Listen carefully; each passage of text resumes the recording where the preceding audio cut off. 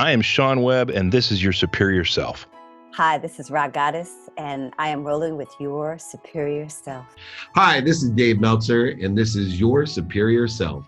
Hi, this is Zach Poitras, and this is Your Superior Self. Hi, this is Paul Selig, and this is Your Superior Self. What's up, everybody? I'm Aubrey Marcus, and this is Your Superior Self.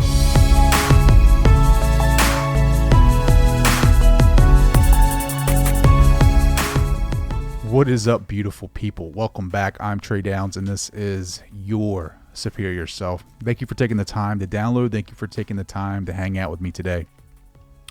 I'm actually pretty excited because I have a pretty powerful story. I have Aaron Golub joining the show, and Aaron was the first legally blind athlete to play football in a Division I game when he was at Tulane University. He was actually a captain his senior year, and he went on to become an NFL free agent.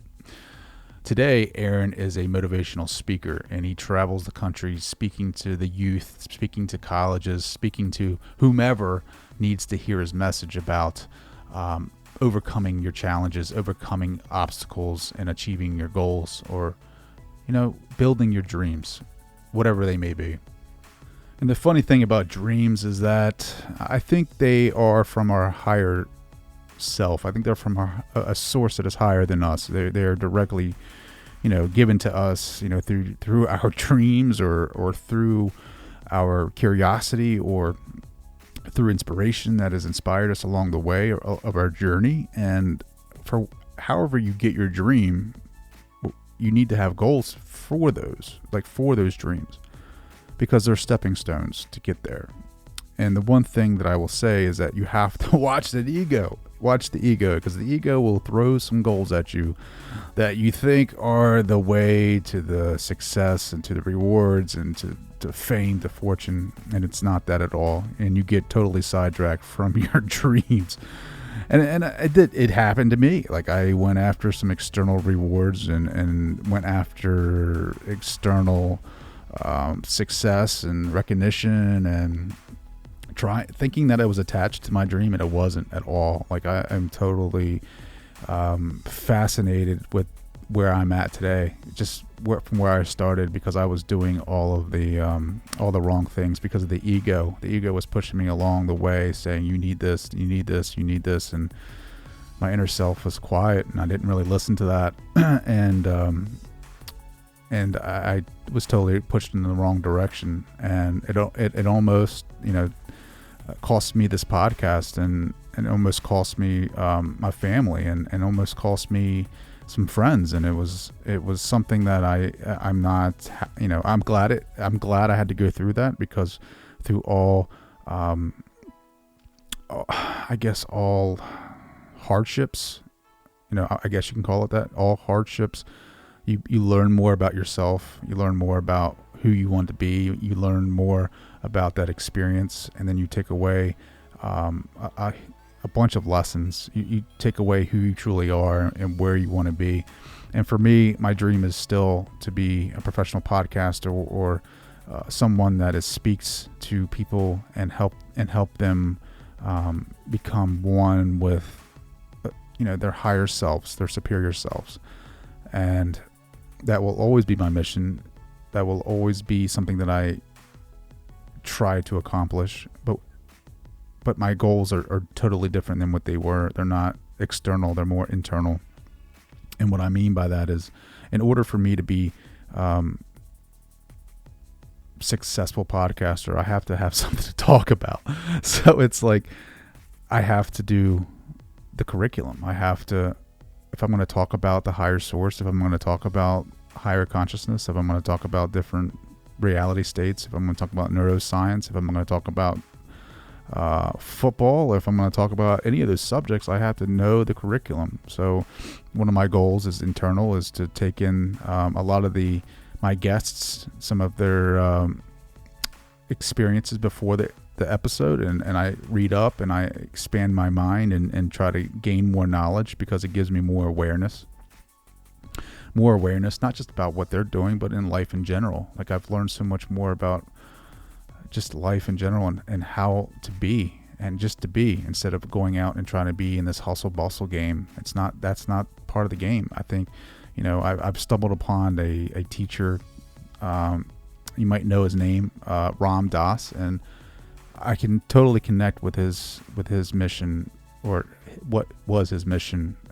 Wasn't so much trying to get out of feeling the highs and lows of life. It was freedom from the suffering of that, right? Like, he talks a lot about Buddhism, and Buddhism has 4 parts to it. The first 2 are that life is suffering and attachments cause this suffering, but to live is to suffer. So we're never going to get away from the suffering. It's just, how do you gain freedom from that, and how do you truly be in the moment that is eternal, and realizing, that's where I'm at right now, is really focusing in on the freedom part of that, and how to still work towards my goals, but make them internal, so that I can be the best version of my higher self that I can be, and connect it to, right? Like, connect this physical being with that higher self as much as I can, and then help you guys do that in the process as well, and motivate you and encourage you to be that, and not worry about others' judgments. Don't worry about what others think, excuse me. I get a little tongue-tied because this is tough, talking about topics like self-love. Like, that's a huge one as well. Like, I've been following Anita Moorjani, and she talks about, instead of having a vision board, like, you should just have this self-love board, because the more that you self-love, the more that you attract things into your life, which I totally agree. Instead of having this visual board of external objects or external goals, like, you should definitely have this board of self-love, and have a picture of you on there, and, like, really just, the more that you self-love, the more that you promote this frequency of love, and the more that you attract into your life, which I totally agree with. But to get back to why we're here today, is to talk about goals. And Aaron has his goals lined up, and he sounds like he's on the right path. And if you want to check him out more, you can do so by going to his website, which is aarongolub.com. You can follow him on Instagram. He mentions that in the interview, so listen out for that. And then you can go to my website, traydowns.com, find out more about me, leave me a message, let me know how you guys are doing. I love hearing about your paths, about your dreams, your goals, and just having a conversation about where you're at in your journey. Hopefully we can all we all end up meeting at the end anyway. But I love taking the journey along with you. And just being here and listening to the stories that you guys come up with is really fascinating. It's really exciting for me. Yeah. So let's get this thing started. Let's get after it. So without further ado, here is Aaron Golub. Aaron, what's up, man? How are you? I'm doing well. How you doing today, Trey? Thanks so much for having me. No worries, dude. No worries. So yeah, I want to give a shout out. It's funny. I think you were reaching out to someone that I know, Damon West, about connecting with him about motivational speaking, and he referred you to me. Which, shout out to him. He's a great dude. I love that guy. He works a lot with John Gordon, and I think his new book, Coffee Bean, is crushing right now. So check that out. Damon, thank you, buddy. Aaron, back to you, my friend. How did this all start for you, right? So people were, this isn't video, this is audio. I can't see. So tell us, what is your story? Yeah, so I was born legally blind, and growing up, I was never the most athletic kid and wanted to find a sport that I could really play in a team fashion. And so going into 7th grade, I decided I wanted to play football. And for the first few years, I wasn't really playing a ton. I was playing at the end of games, when we were up or down big, but that's, playing in garbage time when, the coach feels bad for you and puts you in. And so during my sophomore year of high school, I basically said, I want to be a starter and I want to play in college. I want to play Division I football. And I made the decision of what do I need to do to get there? And I came up with a plan. I figured out I need to, go and practice every single day at 5 a.m. and practice long snapping. I need to lift weights every single day after school so I can gain weight and gain size. And I just consistently did that for years until I was able to get an offer to play at Tulane University. In my sophomore year, played for the first time, became the first legally blind Division I athlete to play in a game. And then about 2 months after that, my coaching staff actually got fired. And so I was concerned, they were concerned, because we just didn't know if it would be the right fit, because Tulane was this school that gave me the opportunity. And fortunately, Coach Fritz, was very willing to work with me. And, he was concerned at first, and we basically just said, if it does, let's see how spring ball goes. If we have to have this conversation again, then we will. But let's see how it goes. Never had that again. Senior year, I was named the team captain during the season by him. Went on to do my pro day, became an NFL free agent, talked to a few teams, didn't end up making a roster, and then, went into the world of business and also the world of speaking and became a motivational speaker as well. I'm a football guy. I love football. Played football in high school. So you said in high school you weren't a starter? So freshman and sophomore year, freshman year I was on the freshman team, was not a starter, second string for, offense and defensive line. I wasn't even long snapping yet. And then sophomore year I was on JV, same thing, offense and defensive line, wasn't long snapping yet, wasn't a starter. And then it wasn't until junior year, and end of my sophomore season is when I really learned how to long snap. And then for my junior year, I started on JV and I did field goals on varsity. And then senior year, I was able to do punts and field goals on varsity. So have you been legally blind your entire life?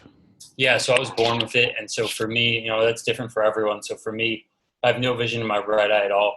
In my left, it's very limited. So if you think of yourself taking your thumb and your pointer finger and putting them together to make a circle, and you make that circle even smaller to the size of half of a dime, and you hold that in front of your eye, that's about my field of vision.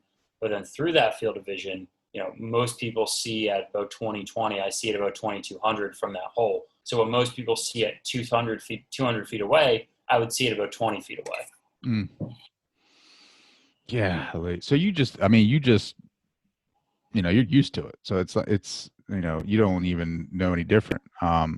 I think there was something like some type of video or something where your eye doctor had made some special glasses for your teammates to wear.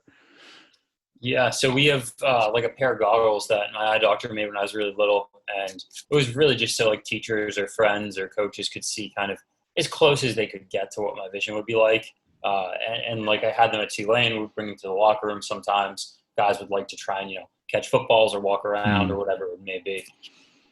How did it impair them? What was the the visual handicaps that they had? Was it apparent? Did they have a tough time adjusting? Yeah, it's pretty much as close as you can get to my vision. So nothing on the right side. So if you threw a football at them on the right, it would either hit them in the face or go right past them. So yeah, it was a clear indication of the challenge. So nothing on your right side and very small on your left. Yep. How did you even play football in high school before you long snapped? You didn't even start long snapping till your junior. What did you play? Yeah. So I was an offensive defensive lineman, and so it was really just about hitting. How did you do that, dude? Seriously, that's. I get it. You're down on what position? Guard, center and nose guard. Yeah. So center, you kind of snap the ball and then kind of you're going to get hit. Similar to long snapping, whereas on punts and field goals, I would snap and then block.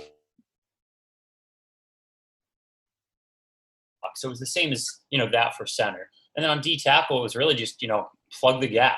If I can get to someone in the backfield, great. But my real job when I was doing that was just plug the hole. Yeah. Did you play in college? Did you play anything outside of long snapper?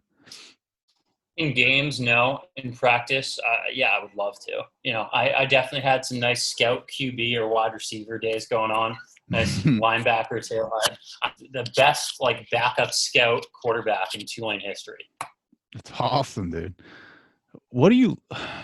I've said this before. I played high school. I never played college. There's just too many things that happened in my life. We're young, high school, make dumb decisions, and you go to Like I went to a 1A school and Yeah. thought that I'd walk on and be this God's gift to University of Delaware football team, but that didn't happen. I ended up playing flag football and regretting that not going to a smaller school to play, like a D2, D3. And just, it was ego, really, mostly ego, just saying like, I'm not playing D3. I'm not playing D2. I'm going to D1. And I regret that because football, like most people won't understand the brotherhood that comes with that. Like you're going to war like every Friday night, well, every day actually. I mean, especially right now during the summer, you're maybe not right now. Well, I guess you're getting ready to go into training camp. I mean, August is coming up. We used to do 2 days, and then get ready for the season, and then you practice every day in high school. I mean, those are your brothers, man. Like, I mean, Yeah. No, and I especially 100%. like, playing in college, you step that up because now you have like a football house. You guys are kind of like you guys are like a whole different level of brotherhood. Can you explain that a little bit? Yeah, I mean, it's essentially a fraternity. I mean, the bond that you build with those guys is incredible. You're doing sprints at 6 a.m. every day. You're miserable through 2 days in the hot Louisiana sun. I mean, if you've ever felt heat before, it's nothing compared to heat in Louisiana on a turf field in the middle of August wearing pads. Like it's absolutely miserable. I wouldn't wish that on my worst enemy. It's the worst. I mean, I can remember playing having morning practice and then just playing on this crappy, shitty field and just having weeds and dirt and just terrible. And then going home, coming back and doing it all over again. It's tough, man. And especially you not being able to see out of your right side. Like, I mean, that adds another layer to it. Yeah. I mean, I think it's just the camaraderie of the teammates and, leading by example. And I think that everyone is willing to do, if I ever need help with something, they're willing to help because I, was a leader and chose to present myself as someone who I didn't, want help with anything unless I like really needed it. And so I think my teammates really liked that and really grabbed on it and allowed me to lead when possible. How many of those guys would you take a bullet for? I mean, when you're playing with them? I mean, in a game, anyone. I mean, like I became really close with obviously like the specialists. Like those are, my best friends, the kickers, punters, and long snappers. And I'd say definitely those guys because I would spend, all day, every day with them, whether it be in training camp, whether it be, hanging out outside of football. Those were kind of the group that I really was the closest with. But, during a game, I would do whatever it took to support my team and to help us win. A lot of people don't understand that. Like they just see football, they think it's like this barbaric game, but there's just so many. I mean, you talk about the Marines too, and the Marines, the armed services, much respect, mad respect to those guys. I mean, it's same kind of, well, not as the same, but you spend all this time with each other, you build this brotherhood, and then like you'll go to war with them any day of the week. And it's tough. It's sad. It's sad almost because like, you never find that again. Like even in like my professional career, like you never find that connection. Yeah, I think it's definitely something that's hard to achieve once you're done playing. It's really, you can't find that camaraderie, that group, because it's not only the group that you spend a lot of time with, but it's a group that you go through really tough challenges with. I mean, there's not many times where you're go through the hardships that you go through with a football team in the rest of your life. I mean, I surround myself with groups now to, push myself forward and to, hold each other accountable. But even that, just because I talk to people a few times a week, it's not the same camaraderie, the same thing from football. Yeah, well, you can't cuss at them either. You know what I mean? Like either if they're slacking off, you can't kick them in the ass either, right? Like, I mean, there's HR protocols that you have to follow. Oh man, you can't shave their head if they're freshmen. You can't, haze them. I mean, it's a lot of red tape. 100%. What I mean, but you started at Tulane. You're legally blind. You can't see out of your right eye, right? And you have very, very limited vision in your left. Explain I mean, you had to practice a lot as a long snapper. Like you had to get it down to science, not a science, but you had to get it down to basically something that you can do automatic. Yeah, I mean, look, it's the same thing as a golf swing. If you do it thousands of times, then it's the same exact motion, and you know what you're doing.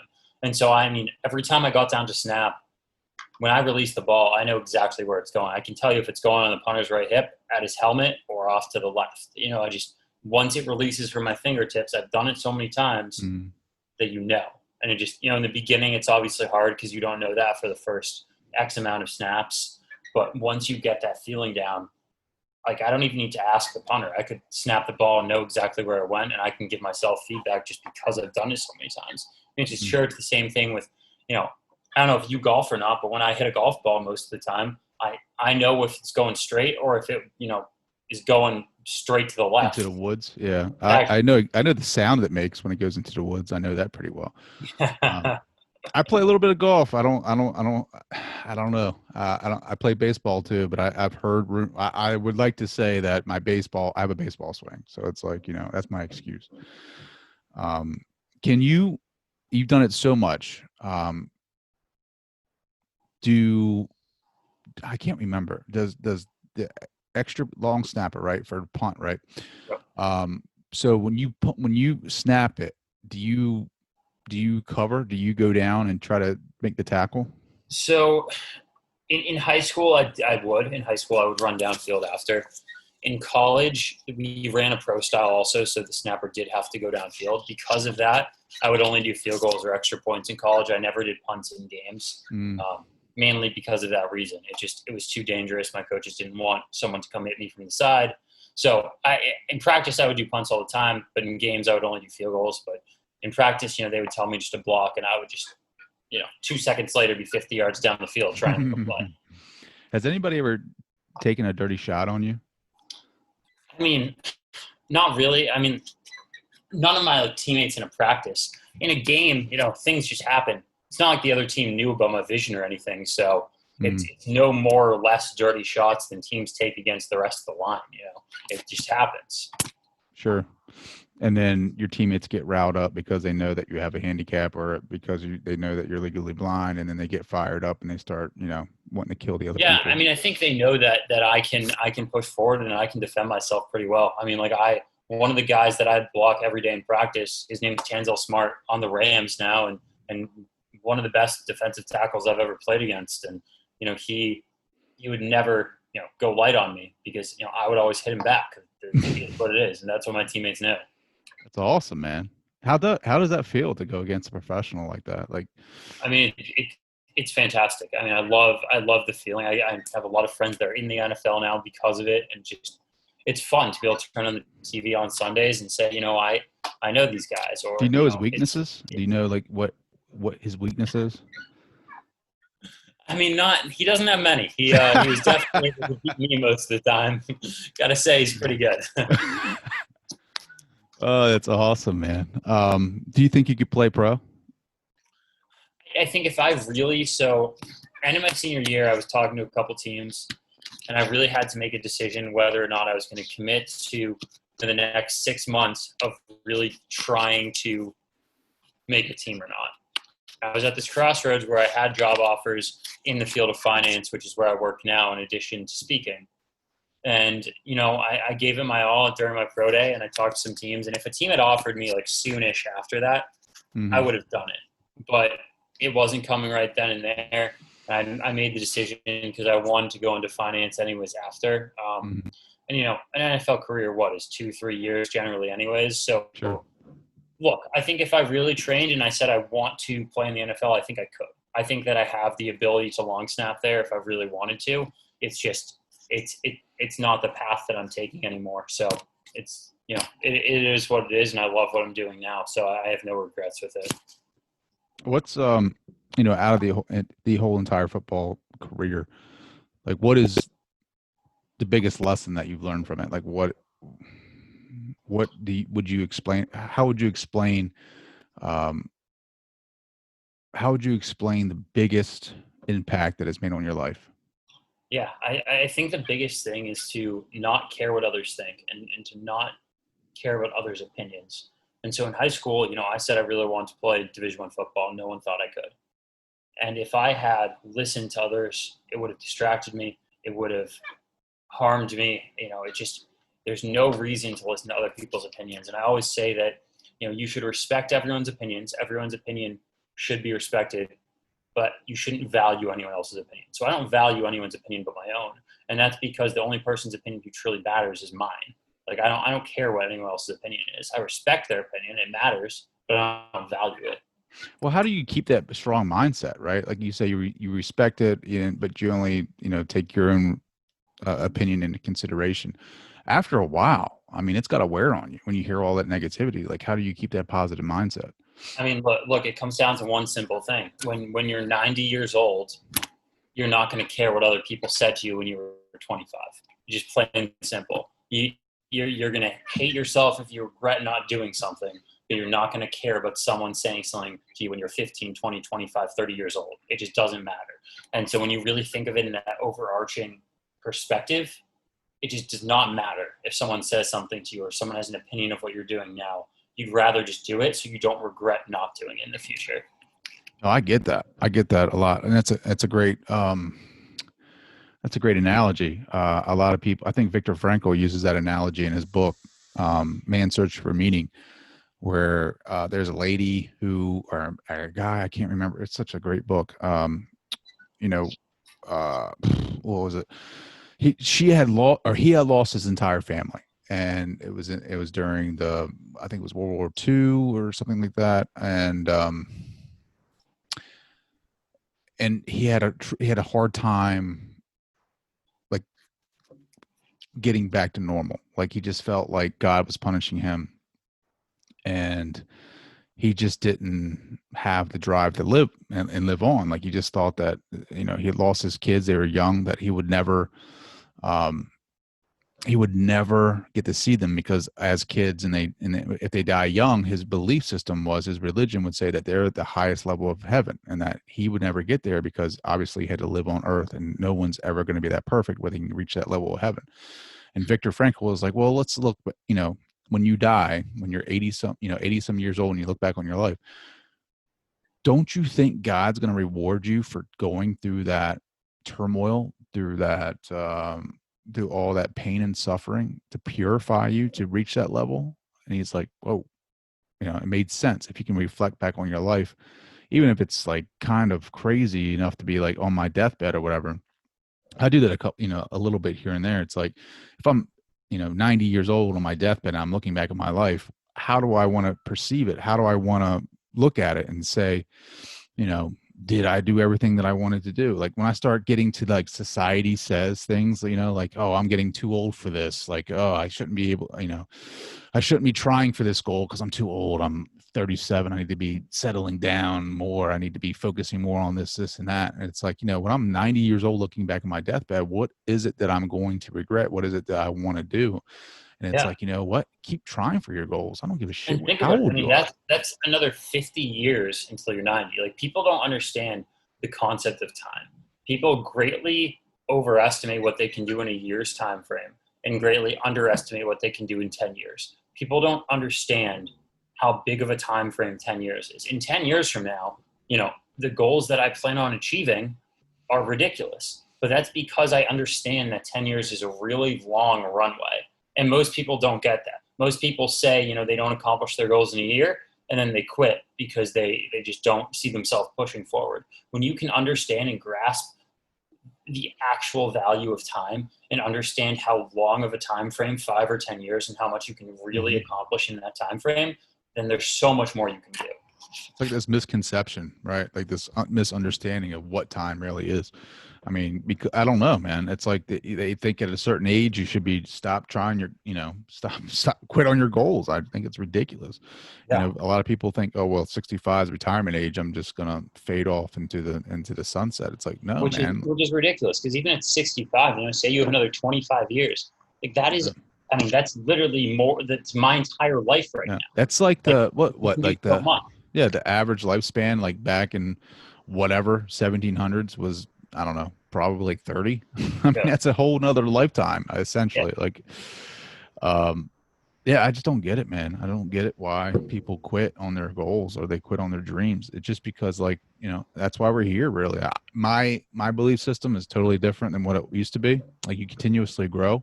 Biologically we're different, right? Like, our cells in our body mutate and die and reproduce, and we're not the same person that we were 5 years ago, really, biologically. Cellularly, we're not. But it's just that motivation. How do you keep that motivation up? I mean, for Yeah. you, I would say, like whatever you have inside of your DNA, you need to, like, sell that, because a lot of people would give up when all this negativity freaking comes at you and it's like, dude, you're not going to play. Like, you're not even, like, what, just sophomore year, you were, you're playing in dead time. Like, you weren't, but you're like, no, I want to start. So this is what happens. You start putting in the time, start putting in the effort, you start seeing those results, and now you're starter. Like, I mean, it's pretty amazing. Exactly. Yeah. No, I mean, first off, thank you. But it's the same thing with everything in life. People don't really get how much time and energy it really takes to achieve a goal. And, like, I'm trying to brand myself as a top speaker in the nation. I'm trying to do what Damon did, and it takes time. And I've made a lot of progress in the past, 6 months from where I was in January to where I am now. And I'm finally at the point where I'm talking to some big schools to potentially speak at them. But I'm also making some adjustments. Like, I understand, I've talked to a lot of schools that say, it's uncertain with everything with Corona. We don't know if we have a budget, blah, blah, blah, blah. And so I was just like, look, you give me an endorsement after the fact to some of these schools, I'll speak to you guys for free. I don't care. I'm trying to get my name out because I understand that I'm going to be rewarded a few years down the road from what I do now. Sure. No, there's a lot to play in that, right? So how do you, I mean, a lot of your football career, like the work ethic that you had and some of the technical practices that you implemented, I mean, you can apply that to motivational speaking, right? Like watching film, listening to your speeches, listening to you talk, trying to figure out where you can improve, putting in the work, because people think you just, you're up there talking, but you need to have, like, a clear mindset, a clear, how you get that is by taking care of your body, working out, preparing yourself psychologically, so that way you can go up there and give the best version of yourself and present yourself. And sometimes it's just taking a risk and seeing what happens. Like, yesterday I did a speech for a group, and I was just like, you know what, I really want to try something. I think this would be a great, like, opener to it, because I always try and play around with that. I had one that I was using for a while, and I was just like, this might be a good way to do it, but I'd never really tried it before. Try it on me. Go ahead. Come on. I'm sitting right now. Give me your opener. I want to hear your opener. From yesterday? All right. So, from yesterday. Yeah. Okay. So my name's Aaron Golub, and I want to tell you a little bit about my story. But first, I want you to close your eyes. I want to picture yourself doing a daily task. Think of yourself cooking on the stove, whether it be, cooking vegetables, chicken, whatever it may be, and hearing it sizzle, smelling it, and seeing it there. Maybe it's driving your car and going down the road, or crossing the street and seeing all the cars zoom by you. Now take a minute while your eyes are still closed and really take in all the emotions, all the feelings, all the senses from everything around you. And picture yourself with your eyes closed, that you're doing those same tasks with one eye shut, and the other eye, your vision, your whole of vision is about the size of half of a dime. And then through that, it's probably about a tenth of what a normal person's vision would be. Picture yourself with that vision and do the same thing. Try cooking. Picture yourself trying to understand when meat is done on the stove. When you can see your food is done. Try crossing the street. Picture yourself listening to the cars go by and trying to find your way to get across, and see what happens. And now open your eyes again. And so I tried that yesterday, and it was so impactful. And it was something where I realized that it brought them into the scenario. Dude, I love it. Understand it. I love it. So I want to make a suggestion. Slow it down. Like, you got to make them, like, you got to, like, have them hanging on every word. And that's what I just had a communication class. I'm going back to school, and I learned that technique was, like, slow down and, like, emphasize on each word and try to do something. I guess they can relate to that because they're college kids, right? they're not going to necessarily, like, I was thinking, like, what if you related that to like kids, right? Like, Yeah. so if like as a parent, as a father, I would be like, now close your eyes and imagine that you're on Christmas Day and your kids are opening up their presents. But the only thing that you can see is a small vision through your right or left eye. Now squint. Now you can see them opening up their presents. Or excuse me, you can't see. You can hear them opening up your presents, but you can't see them. You can't see the joy. You can't see the happiness. Something like that, like lure them in, and it's like, damn, it just gives you chills. You know what I mean? It's just like, and like I said, it's a work in progress. That was not you're my doing opener good, dude. A week ago. I wasn't doing that to draw people, and I would explain that at some point. But my opener before was just, telling my story in the beginning and then just going with it. And I tried that, and the response was amazing. So now tweaking that opener to be my opener from here on out, but just making adjustments to it, I think it is really powerful in what I'm starting to do. Yeah, no, it's great. Yeah, I mean, you definitely you had me in, because I guess, I don't know how many college kids are cooking their own meals though. You know what I mean? I think they're all at the lunch hall. But fair enough. But the crossing the street one, maybe I focus more. That is true, man. Or let's say they're trying to find books at the bookstore or something. I guess I don't know, but I mean, you definitely had a struggle, man. Like, and to continuously just keep going and plugging, and it's tough. I mean, I know a lot of people, including myself, who have goals and they don't understand. Sometimes I don't understand. Like, it's like, I guess because we can get things so much quicker now. I mean, just the way the technology is, that we just assume that life is like that, and that, our goals, we expect them to get them like, 6 months, 3 months, a month, where in actuality, like, the universe is trying to line up for us if we're doing the right things, and it takes time. And some people get discouraged because they don't understand that. They get so accustomed to things happening all the time. You go into the living room, you want to watch the show that you want to watch. You get on Netflix, you see the show that you want to watch, or whatever. Everything's on demand, but your goals, but your dreams. And people they're not used to the work. Yeah, people don't get it. And trust me, like, I mean, I struggle with that all the time. Like, I want, to be a top speaker now. I want to be really successful in business now. Like, I want all of that tomorrow, but that's not what happens. The fact of the matter is, it takes time, and you need to do the small steps every single day that compound into the larger goal down the line. Well, let me ask you this. Like, how long are you going to do the speaking gig until, like, let's say it takes 2 years and you still haven't made it. Like, how long are you going to do it?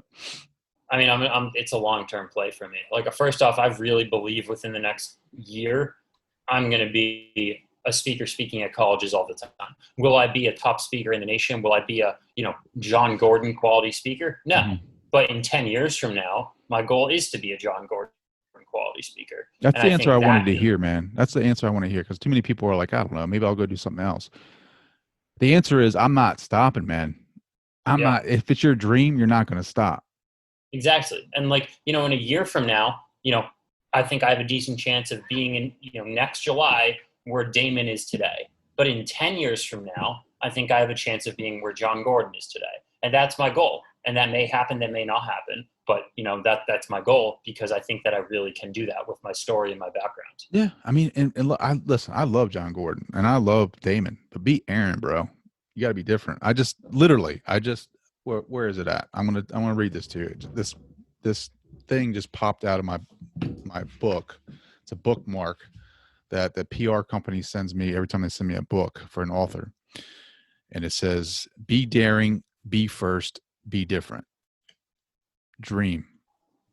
And it's like, and I used to say this too, man. I used to say, I want to be the next Joe Rogan. Yeah. The world already has a Joe Rogan, man. They don't have a Trey Downs, though. You know what I mean? Same thing with you. Exactly.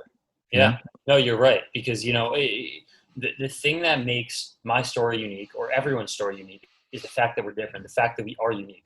And, if I'm the same exact person as Damon or the same exact person as John, then it doesn't matter, because they're already doing it. And so you need to build yourself a unique, so you're in the same level as them, but you're a completely different person, a completely different speaker than they are. Yeah. No, you have your story, you have your style. Dude, you'll grow so much. Like next year, you'll be totally different. Just like me with the podcast, man. Like I remember my first episode and I listened to it, what was it, a month ago, and I was like cringing. Same thing, man. You'll go back and you'll listen to tape or film of your first talk and motivational speech, and you'll be like, oh my God, 10 years from now, you'll still be cringing, but you're always developing. You're always improving. And as long as if that's your dream, I would say 100%, don't ever quit. I don't care if you're 100 years old, whatever your dream is, you go in and you do it, and because it's your dream. Absolutely. I mean, I completely agree. And I think that's the biggest thing that people don't understand, because they just quit too soon, and they don't realize how much time they really have. Someone gets to 25, 30 years old and they say, I haven't achieved this, I should quit. Like we were saying before, like your runway is so long, like keep going. Yeah. I'm 37 in college. I'm a junior in college, man. I love the knowledge for the knowledge. I'm not doing it for any other reason than to learn more and give me a baseline of education. Like I love it. Like some people were like, why are you going back? It's not necessary. You have YouTube, you have all these different, resources online. I'm like, man, I'm not going for any other reason to gain more knowledge. Cause you feed off of that. And I think, it helps you get motivated in other aspects of your life. Yeah. 100% agree. Where do you want to go next? So like, you're speaking at universities, or you're currently speaking at some universities. Do you just want to stay in the university game, or are you trying to move out from that? I mean, I think I always want to speak at universities, top tier universities. I think it's a really fun atmosphere to talk to college football teams. But, in addition to that, I want to talk to pro teams. I think that'd be a lot of fun. I want to talk more to companies, Fortune 500 companies, to be brought in to speak. And I want to talk at, big events. I want to talk at events in front of thousands and thousands of people. That's my end goal, talking a stadium in front of 50, 100,000 people. That would be fantastic one day. Yeah. That would be amazing. I wouldn't even know what 50,000 people would sound like, or 75,000 people would sound like. That's something to shoot for. I mean, that's awesome, dude. I would just say, don't ever give up. A lot of people give up. That's why, the few that make it, the reason why they make it is because everybody gives up. You know what I mean? I love what you're doing, man. I think for every one person that makes it, there's 10,000 others that tried it for a year and then quit. So just got to keep going. Yeah. So what's your message? Like, what is, like, when you talk, when you speak, what do you want them to take away from it? Yeah. I mean, I think there's two main areas. And the first one, I talk about, how I achieved success of being the first legally blind Division I athlete. And I kind of break that down to three parts. And for that, I believe that the three steps to achieving any goal in your life are planning, passion, and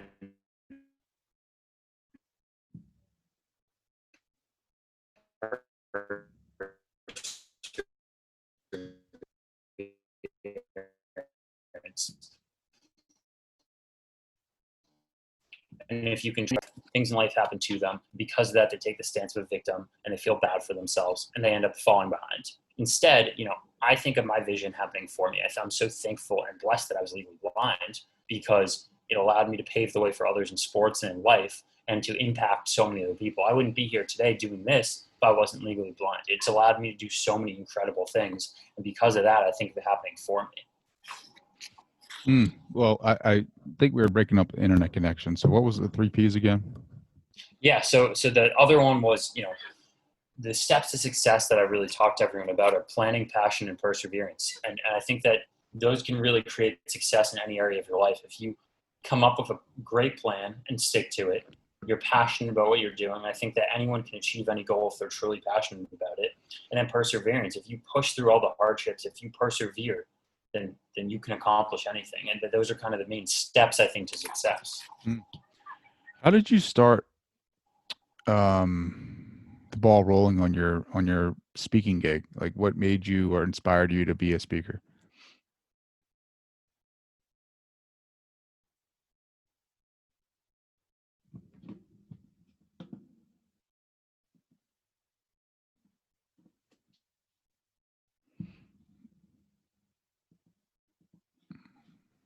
a college kid, but whatever, I just did them. And I think it just got to a point where I was like, I missed the adrenaline, the love I had when I was playing football. And I realized that maybe if I speak, like speaking, you can get that adrenaline from being on stage. And I realized that not only can I impact a lot of other people and help out a lot of people in need, but I can make a career out of it. And so I kind of set forth and just found that way. And I've been fortunate enough to have a lot of people who've had a vested interest in helping me. I mean, Damon's done a lot for me. He sent my info to a bunch of people, you and several others, to help me get on podcasts, which has done a lot for me. And then just other people that I've reached out to. I mean, I'm not afraid to reach out to people on social media to try and connect with them, whether it's to try and get on their podcast or to just get advice from them. And I've been able to connect with a lot of, top tier speakers and people in the industry because of that.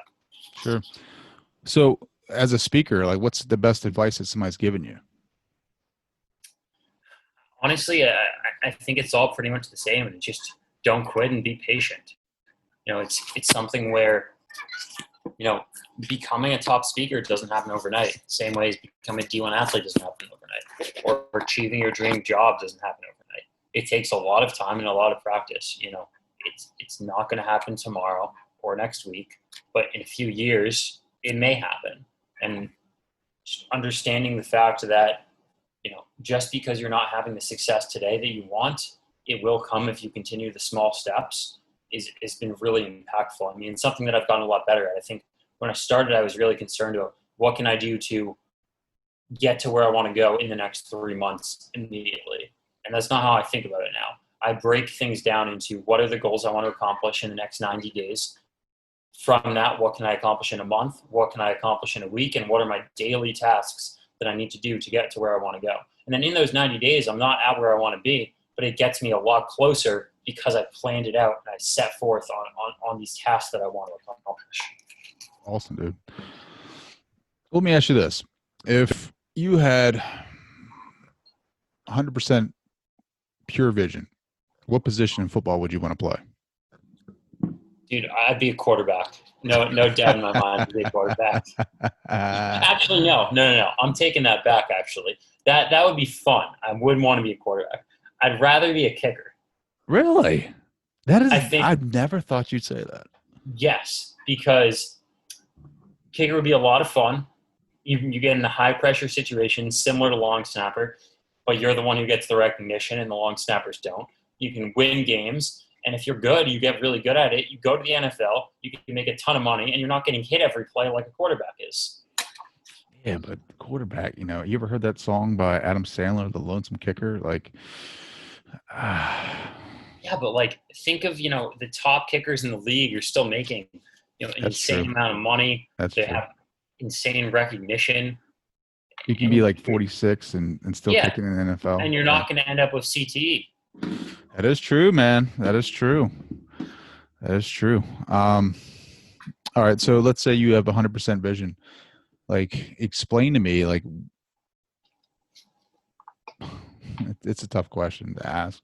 Like, what would you want to see, like, in its entire glory? Like, what is the one thing that you've always wanted to see clearly and accurately and just be in the presence of? Honestly, I think it's just the details of things. It's the details of people's faces, the details of, the signs when I walk down the street, whatever it would be. It's just the small details, because I can see, your face right now, but I can't tell you what color your eyes are or what, the small details are. So just details like that. Yeah.